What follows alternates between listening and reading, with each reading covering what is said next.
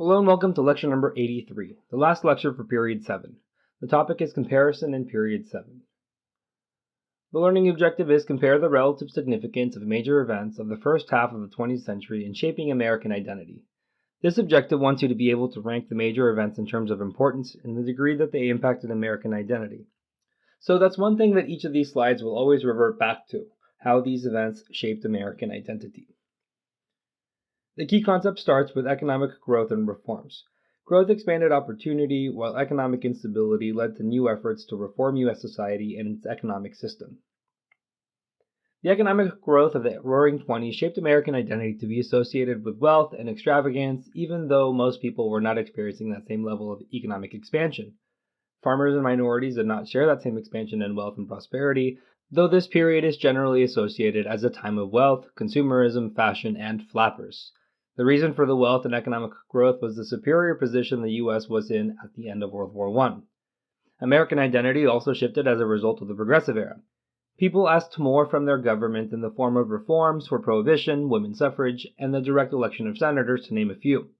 Anti-corruption and antitrust reforms were also part of this, and they'll show up later in the lecture. During the Progressive Era, people were looking to their governments to do more, and that's becoming ingrained into American identity. Another shift in American identity is its closer association with urbanization. The next key concept says the United States continued its transition from a rural agricultural economy to an urban industrial economy led by large companies. The urban experience of people living in a large city tied closely to factory and wage labor. The city of Chicago, on the top of the slide, was one of these large and bustling cities of the Midwest during the early 20th century. In addition to the economic opportunities, there were crowded conditions in the city and more immigrants. The conditions created a necessity for an expansion of services like public education. Access to education was one of the biggest differences between people in the cities and rural areas. The rural areas were more sparsely populated. Farmers entered into a cycle of debt that was created by a growth in the supply of crops and a decrease in the demand for those crops. During World War I, farmers increased production of their crops so they could feed Europe and the soldiers who were fighting. As soon as the war ended, they suddenly had a large surplus of crops that drove their prices down. Instead of limiting their production to raise prices, they produced more and more to try and get out of debt, which actually drove prices down even further. In the 1930s, the Dust Bowl makes conditions worse for farmers on the Great Plains. Some farmers lose all of their crops and are forced off their farm as soil quality is depleted or are unable to pay their mortgages. For these reasons, urbanization of America and the divide between rural and urban areas was a large influence on American identity. The next key concept covers how the Progressive Era impacted national identity. In the Progressive Era of the early 20th century, progressives responded to political corruption, economic instability, and social concerns by calling for greater government action and other political and social measures. Again, this shows that Americans are asking for their government to take on greater responsibility for protecting American consumers and American workers. Identity will be more aligned on the side of the worker and the consumer than it was during the Gilded Age. In the Gilded Age, identity was more kind to the captains of industry or robber barons. They were lauded for their wealth and business expertise. Their success was seen as a sign of ingenuity. In the early 20th century, regulations and legislation is passed to deconstruct those monopolies and trusts that had been gouging their customers for every last cent. The Sherman Antitrust Act, which had been passed in the 1890s, is bolstered with the Clayton Antitrust Act and its use for its intended purpose. In the 1890s, the Sherman Antitrust Act had initially been used to limit the activities of labor unions by manipulating the loose definition of a trust in the legislation. Regulations on the meatpacking industry, the FDA is created, municipal governments limit their corruption in political machines, and there's stronger calls for minimum wage and maximum working hour legislation, all of which is slowly adopted through the first half of the 20th century. Not only was American identity influenced by the Great Depression, but the government's response to it through the New Deal also influenced identity equally. The next key concept says, during the 1930s, policymakers responded to the mass unemployment and social upheavals of the Great Depression by transforming the U.S. into a limited welfare state, redefining the goals and ideas of modern American liberalism. The Great Depression, more than any other economic event in American history, shaped American identity. That is because the widespread unemployment, which reaches as high as 25%, impacted nearly all households. Everyone knew someone that had been affected, had lost their jobs, had lost their savings as a result of bank runs, or even in the best case scenarios, kept their jobs but had their hours or wages reduced. The effects of the Depression were exacerbated by the Dust Bowl in the Great Plains, creating a mass exodus of farmers from their plains to the West Coast. The widespread reach of the downturn changed the way Americans viewed unemployment and poverty. In previous eras, it was seen as a personal or moral failing. Not anymore. Now they saw it as a crisis that was nationwide, that was out of the control of any one person to change. Therefore, it shapes the way Americans view their government and its role in a crisis. Whereas in previous eras, people would have said that those who were in poverty or unemployed needed to rely on themselves and find employment or work harder to make money. Self-reliance, or Hoover's calls for volunteerism, were not working during the Great Depression. It didn't matter how much someone wanted to work. If the jobs were not available, the people were not able to work. When Franklin Roosevelt is elected in 1932, he campaigned on a New Deal for the American people. He is inaugurated in 1933, and in his first 100 days, the multitude of recovery and reform programs that are created change the role of government and its responsibilities in a large crisis. He puts in place programs that create jobs and later implements a social safety net in the form of Social Security. It was a national pension system for people who were over the age of 65 and an unemployment insurance program. The only other comparable event that is close to matching the downturn of the Great Depression is the Panic of 1893. That lasted about 3 years, and similarly there were runs on banks and on the nation's gold supply, though it was not as widespread as the Great Depression. The next key concept makes the connection between identity and the technological innovations of this period. Innovations in communications and technology contribute to the growth of mass culture, while significant changes occurred in internal and international migration patterns. The radio as a new technology spread regional culture nationwide more than any other invention. It carried the word of the major news events across the country through the hundreds of affiliated radio stations. Additionally, it carried the popular music and songs of one region and exposed it to the rest of the country. The next innovation with a large impact may be the Model T Ford. It allowed people to move from one place to another relatively quickly at their own leisure, not bound by train schedules.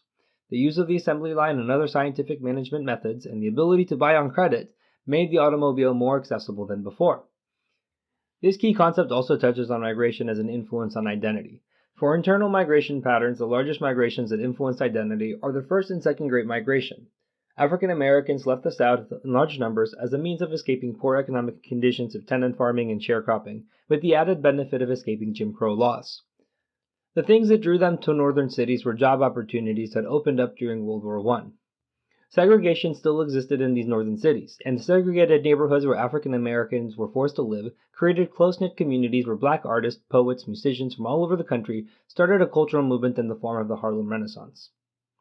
The second Great Migration mimicked the first in its causes during World War II, but was actually larger than the first Great Migration.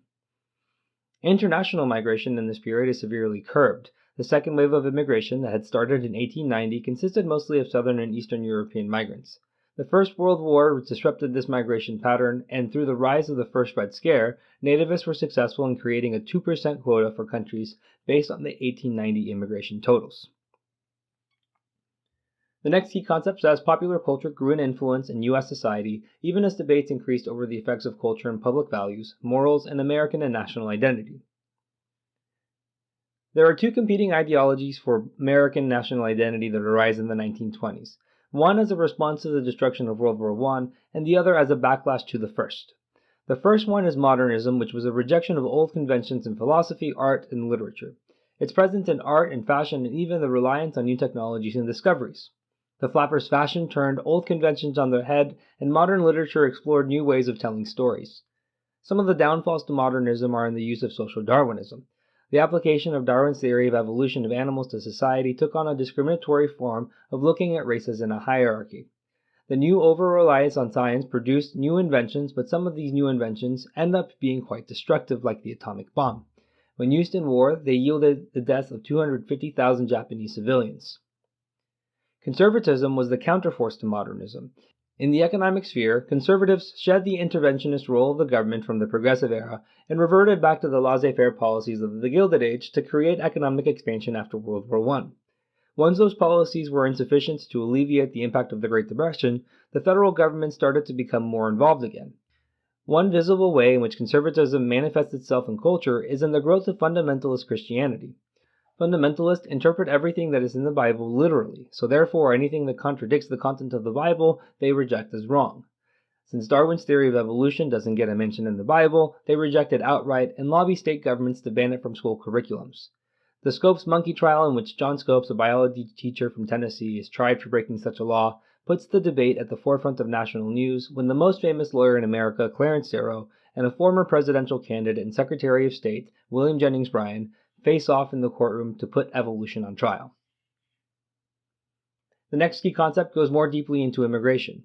Economic pressures, global events, and political developments cause sharp variations in the numbers, sources, and experiences of both international and internal migrants. Internal migration shapes a national identity because it creates a blending of regional cultures into a larger national identity. This happens to a small extent in the Okie migration during the Great Depression that brought farmers from the Great Plains to the California Central Valley. The first and second Great Migrations are two others that were discussed that impacted identity and were partially caused by economic pressures. Those social issues and discrimination and violence were also at the center of their movement. In this period, the Ku Klux Klan was re-established, partly as a result of the popularity of D.W. Griffith's Birth of a Nation. It was one of the first full-length movies, and its plot places a Klansman as the protagonist. Lynchings continue to occur and are now considered a widespread problem thanks in part to the writings of Ida B. Wells.